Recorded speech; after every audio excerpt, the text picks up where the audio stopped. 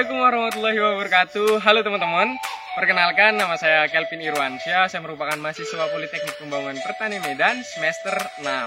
Nah, di video kali ini saya akan sedikit menjelaskan memberi tutorial mengenai produk kreatif dari limbah kelapa sawit. Jadi teman-teman, ada tugas kuliah yang harus saya lakukan di mana saya harus membuat produk kreatif dari limbah kelapa sawit. Nah, saya terpikir untuk membuat briket dari pelepah daun kelapa sawit. Briket itu sendiri merupakan salah satu bahan bakar yang terbuat dari limbah. Nah, briket ini lebih ramah lingkungan teman-teman. Jadi memang sangat banyak manfaat dari briket itu sendiri. Oke teman-teman, bagaimana cara pembuatannya? Let's check it out. Yang kita perlu siapkan yang pertama tentu alat dan bahan, di mana alat dan bahan yang digunakan adalah tepung tapioka, mancis, kemudian ada cetakan, air, wadah dan pengaduk, serta ada parang. Dan yang terpenting adalah pelepah daun kelapa sawit. Untuk pelepahnya sendiri tentu kita menggunakan pelepah yang sudah kering supaya mempermudah saat proses pembakaran nantinya. Oke, kita masuk pada langkah yang kedua, yaitu pembakaran pelepah kelapa sawit hingga menjadi abu yang nantinya dapat kita gunakan sebagai bahan utama dalam pembuatan briket pelepah kelapa sawit. Dalam prosesnya memakan waktu berdasarkan jumlah pelepah yang kita bakar.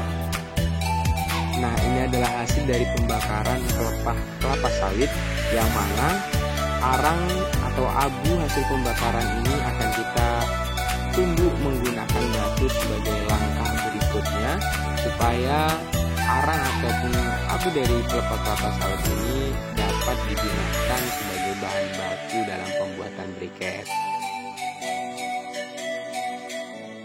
Untuk mendapatkan butiran kualitas terbaik untuk digunakan bahan baku dalam pembuatan briket, arang yang telah ditumbuk tadi kita ayak kembali menggunakan saringan supaya mendapatkan kualitas butiran yang terbaik.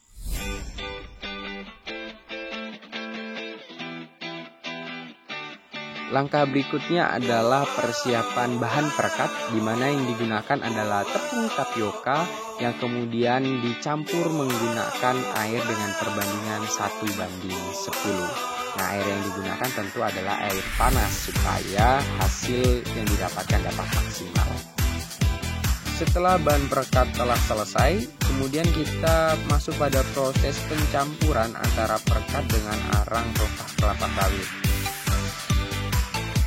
Keduanya diaduk-aduk hingga merata hingga mendapatkan tekstur dan bentuk yang dapat dicetak dan sesuai dengan yang kita inginkan. Tahapan berikutnya adalah proses pencetakan, di mana dalam bentuk briket ini sendiri berbagai macam bisa berbentuk kotak, kemudian tabung dan lain sebagainya sesuai dengan yang kita inginkan.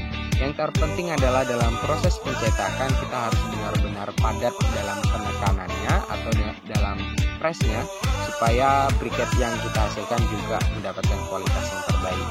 Setelah proses pencetakan, yang terakhir adalah pengurangan kandungan air dalam briket ini dengan cara penjemuran di bawah terik matahari atau menggunakan oven. Dalam penjemuran di bawah terik matahari bisa kita jemur selama kurang lebih 1 hingga 2 hari hingga briket benar-benar siap digunakan.